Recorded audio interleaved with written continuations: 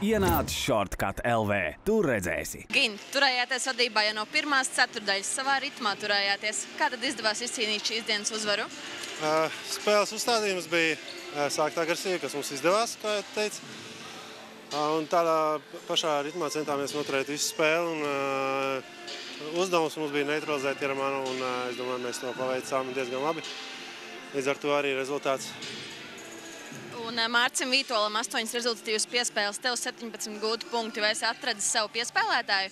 Ar viņu tieši veiksmīgākā sadarbība?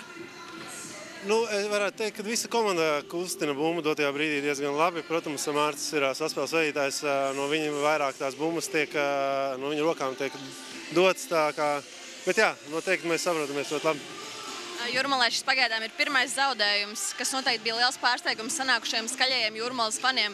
Kāda tad vēl pārsteigumu gaidām no Ogres šo sezonu?